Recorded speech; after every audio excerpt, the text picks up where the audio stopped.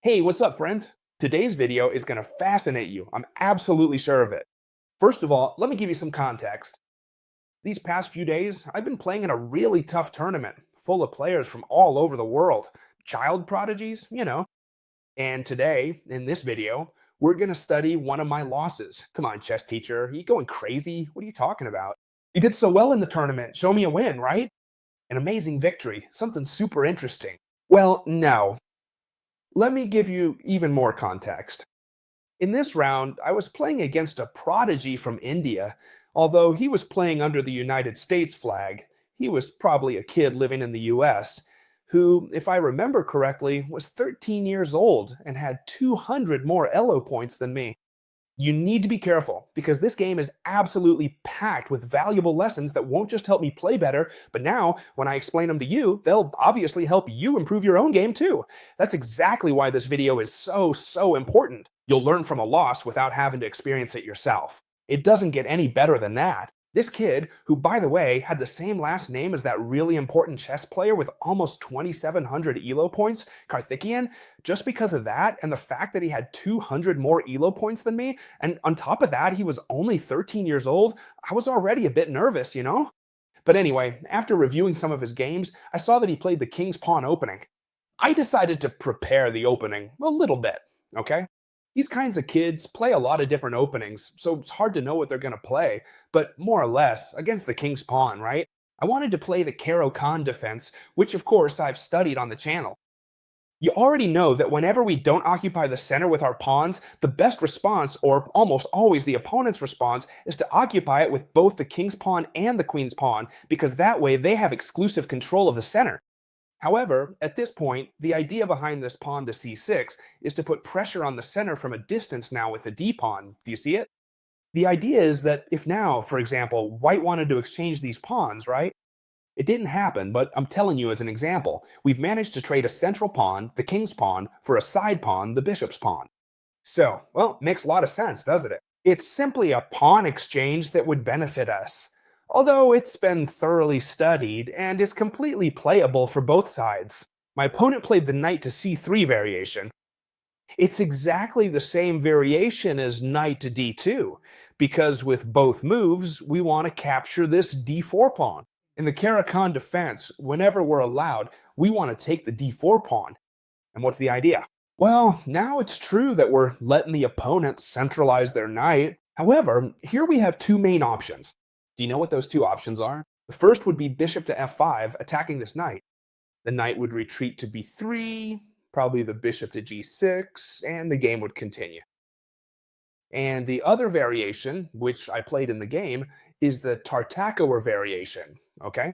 This variation is knight to f6, a line that's actually becoming quite popular again these days. What's the idea? Obviously, white doesn't want to waste more time moving this knight. That's why they have to play knight takes knight. A lot of you might be thinking, but what would happen if you defend with the bishop? Then you would lose the d4 pawn. So here, without a doubt, the best move is knight takes knight. And to that, we respond with pawn takes f6. Of course, this is a slightly odd pawn structure, right? Because we have 4 pawns up here, 2 of them are doubled, and this pawn on c6, that doesn't seem to be doing much. However, it's an extremely well-studied pawn structure where our king is going to be extremely safe. I'll give you an example. If we develop the bishop, say to d6, and castle, it's not at all easy to open lines against this king, because this doubled pawn really helps defend the castling position. And who knows, many times we want to push the pawn, and in this case, we could do it without neglecting the king, right? These are more or less the main ideas of the Tartakower variation, just to give you a general overview, okay? At this point, the best idea for white is to develop the bishop to d3. However, there's a small problem. If they develop it right away, they would lose this d4 pawn. And even though it's not that serious, because white would have some counterplay by developing the knight to f3 and chasing away the queen, the big advantage for black here is playing with an extra pawn. And it's rare for white to get enough compensation for that pawn deficit with a strong attack, thanks to the solid pawn structure we have. And that's why they should play c3 first. My opponent was playing all of this instantly. So what does it mean to play instantly? It means that as soon as I made my move and hit the clock, he would move immediately. Obviously, he was very well prepared. After these moves, I simply developed the bishop to d6. That's exactly where I want to develop it. It's probably going to aim at the white king's castling if they decide to castle short, which is the most common thing in this variation. And who knows, maybe I can also prepare the queen to join in the attack. The thing is, my opponent has exactly the same idea. You see? The bishop develops to d3, I castle, and now the queen develops to c2. All right, here, the main move, and I had studied this, is that first we should give this check to the king. Obviously, they can and should block with the knight because it would be a bad idea to move the bishop back. It would also definitely be possible to play bishop to e3, right? But knight to e2 is recommended so you can castle faster. And here, instead of rook to e8, what I did was play h6 first. Why? Obviously, because they're threatening to capture the h7 pawn with the queen and bishop, giving check. With h6, they can't capture it anymore. It's also possible, for those of you who are more curious, to play h5 instead of h6. Very likely, in the future, we might also push h4, advancing a bit further. And then we would have for sure a good attack on the king side. However, whenever you push a pawn too far, be careful, because eventually it could be captured. That's why I decided to play a bit more solidly with h6, also considering the strong opponent we were facing. Knight to e2, and I thought, well, I'll transpose to the main line with rook to e8. What a surprise I got! Yeah, this was a game full of surprises. From here, this is all theory, but from this point on, you're gonna be amazed. The idea is that I thought he would castle here. Well, that's what I had studied the most, right? It's the main line, let's say. But my opponent played bishop to e3. The normal move, right? Apparently. And what are the ideas here, my friends? Obviously, at this point, it was clear to me. My opponent wants to castle long. Why? To have the kings on opposite flanks and go all out attacking my king? So it's going to be a battle of flanks to see who gets there first, right? Like, for example, in the Sicilian defense, to see who attacks the opposite castle first. Seeing that he was going to castle long, well, I continued developing my pieces. Knight to d7. Notice that it would also be interesting to develop the bishop, but where would you develop it? Because there really isn't, let's say, an interesting square, since d7 would block the knight. e6 could be very interesting. Honestly, e6 would be a good move. However, well, it would let, for example, white keep threatening with the knight, right? Logically, here it can't, and here it doesn't seem like a good idea because we help him push his pawns, which is exactly what he wants to do when castling on opposite sides. That's why I first developed the knight to d7. My opponent, in fact, castles queenside and does it right away again. And I stick to my plan. I'm aware that this knight here isn't well placed, and the main idea is to move it to f8. For several reasons, mainly to defend the castling well, the h7 square, it can go out through g6 and who knows, maybe even through e6 at some point. It can also go out through h7 and later through f5 or g5, for example, right? And now, of course, I free up the light-squared bishop, which just a moment ago was blocked by that knight. My opponent plays knight to g3, and here, for the first time, I start to think about the game, you know? My opponent also started thinking here, and I started thinking too. Well, here I was looking for several ideas, but applying logic, which I really like to do in games, you know? If my opponent wants to attack over here, and I want to attack over here, well then I'll bring the queen into the attack. Queen to a5, directly putting pressure on the a2 square. Hey, this a2 square is a dangerous target right now, isn't it? Because if you let me capture it, not only will I be a pawn up, but the queen's entry and then the bishops, together with the pawns, could be very dangerous. So one way or another, you have to pay attention there. My opponent first plays a really strong intermediate move, the best move according to the analysis engines, knight to e4. He centralizes the knight, opens up the possibility of advancing the f, g, and h pawns, which is literally the main plan for the white pieces, to come attack our king and break down this wall we have here to checkmate us. And of course, now he's threatening my bishop. Pay attention. Here, for example, we couldn't play bishop to c7 because we'd fall into a tactic. The tactic is bishop takes h6. The pawn couldn't capture because knight takes f6 is check, and they'd take my bishop. You have to be extremely alert to these kinds of plans. That's why after this threat, obviously we also can't take the a2 pawn because they'd take our bishop, right?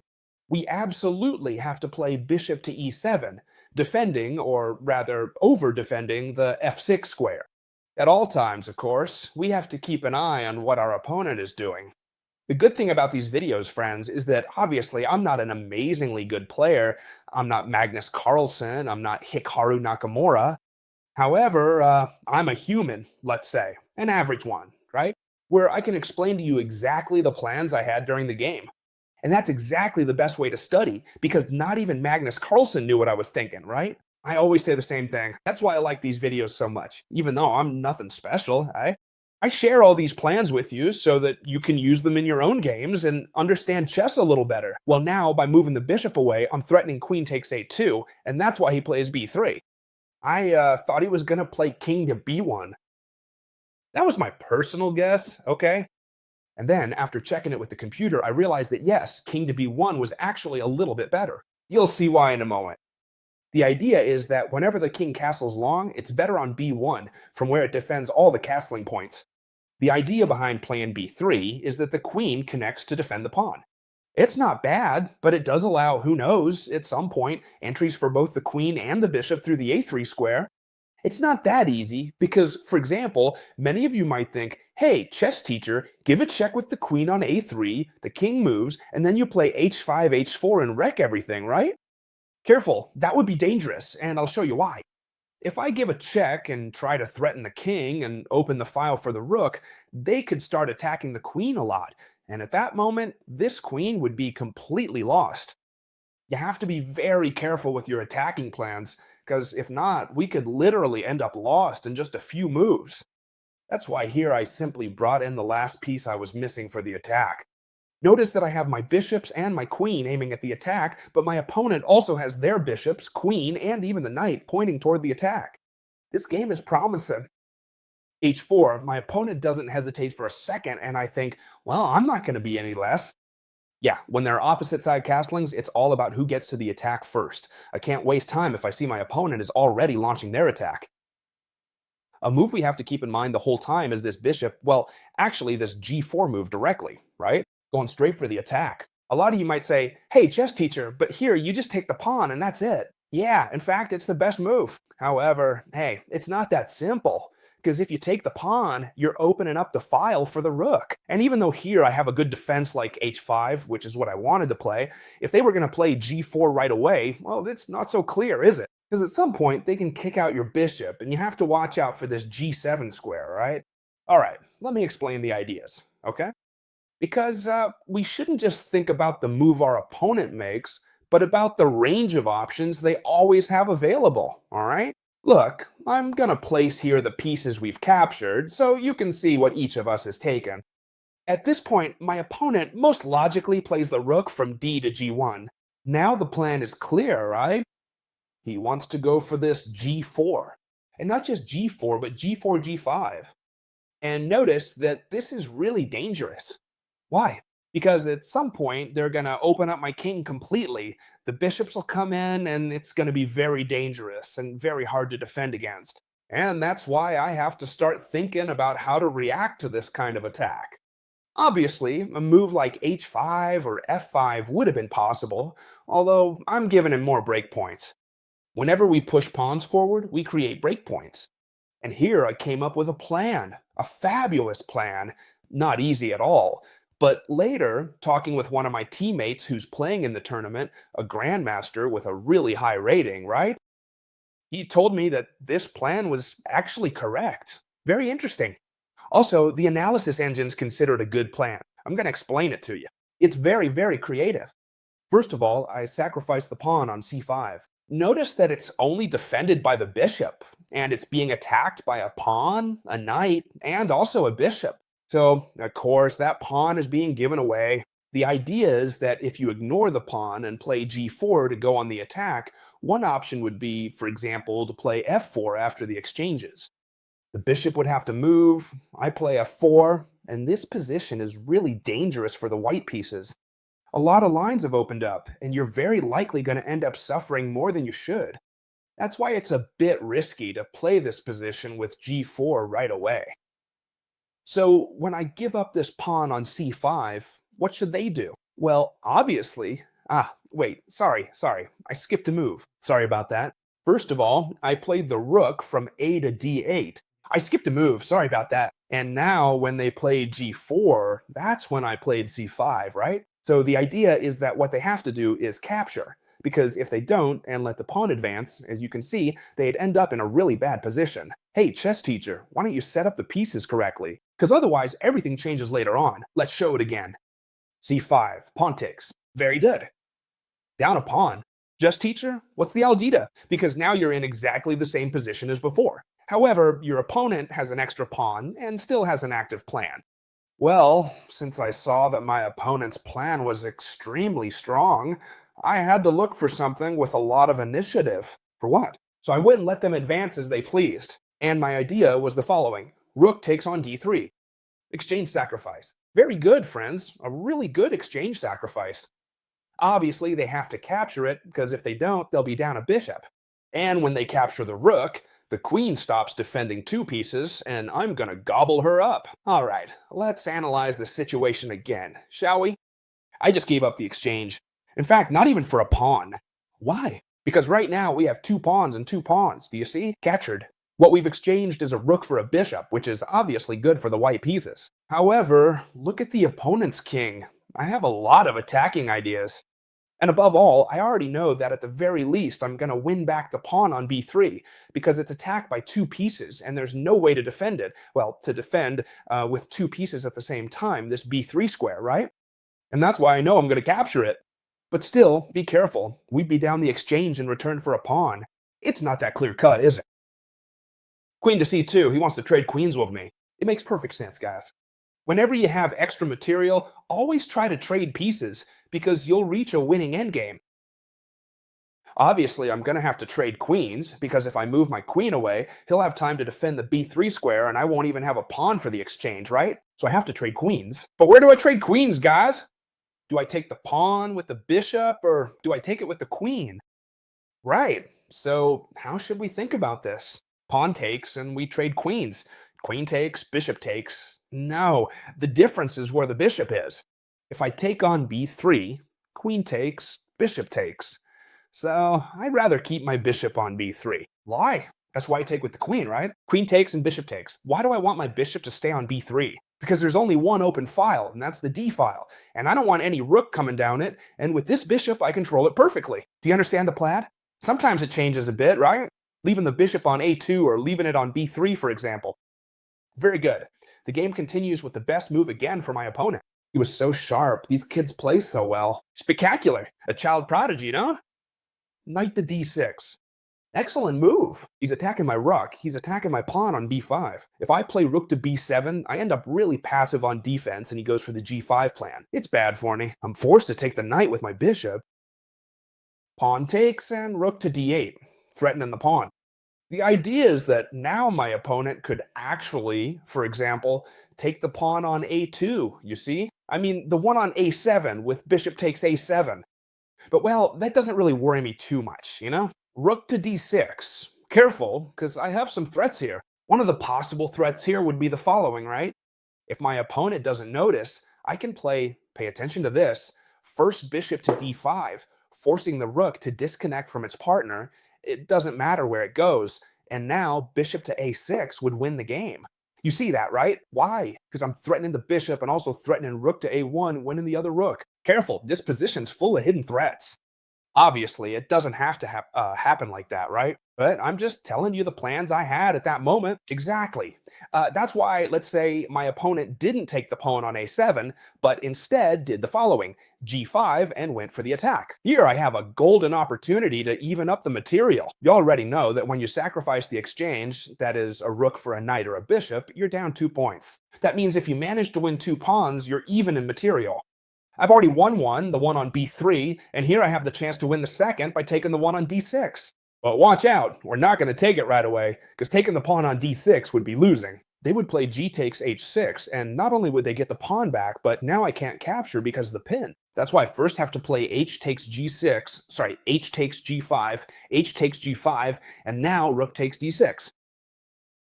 It's true that bishop takes a7 is still a threat, although the plans would be exactly the same, right? But now it might be a bit more interesting to take this pawn, because after the exchanges, let's say, right? Just imagine, right? Bishop takes here, at some point they're going to capture here, I'll take with the rook, they could retreat the bishop to the d4 square, from where, well, they not only get away from the threat of rook to a6, but also prepare a threat against the rook on f6, and also target the g7 square with the rook. Well, this would also be something dangerous for me, right? My opponent did the following. First, he took on f6, and I captured with the rook.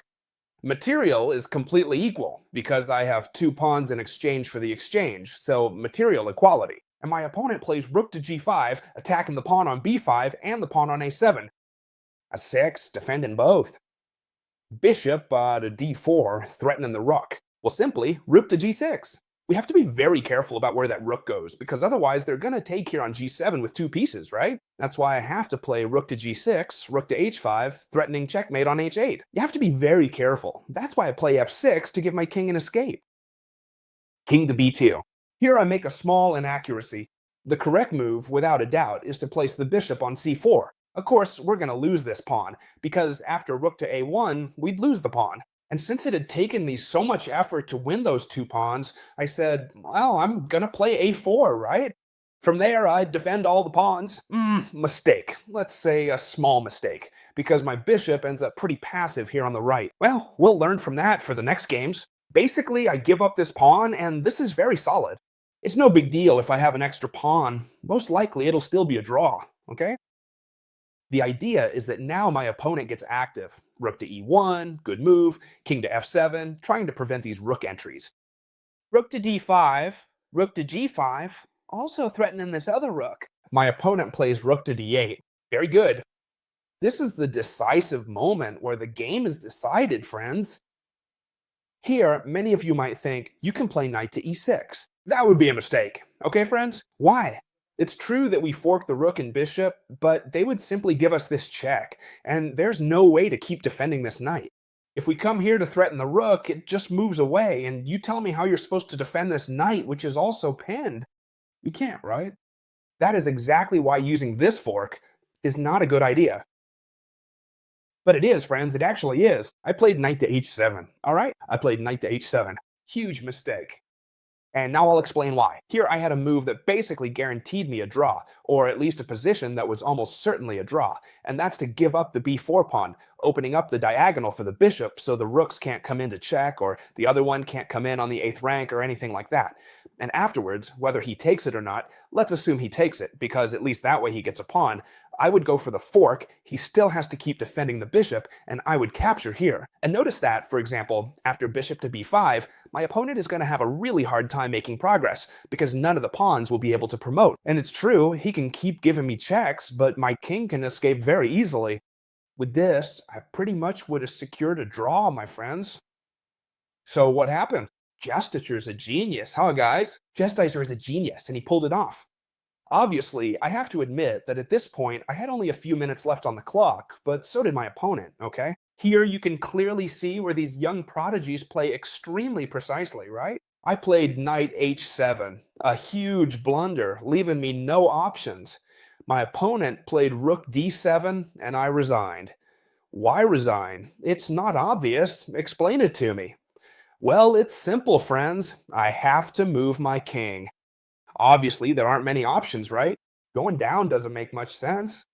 Best thing is to go up, right?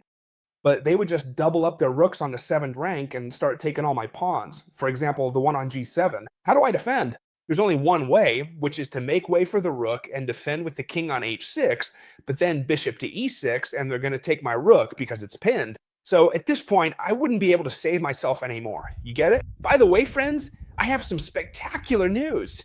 Now, when you link your Chess account, let's say the platform will analyze your game in an extremely detailed way.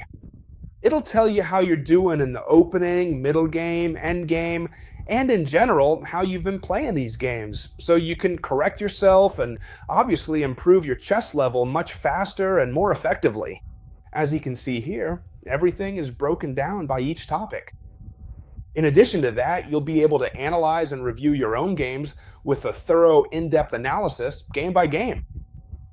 For example, like the paid version of chess.com, right? Here, you would already have it included with all the games. You could see if your sacrifices were correct. Let's see which sacrifices were correct.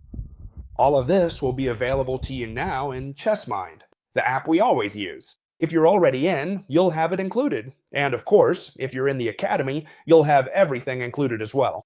Just like I always do, I'll leave the direct link right down below in the description so you can join.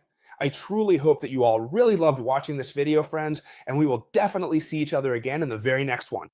Goodbye.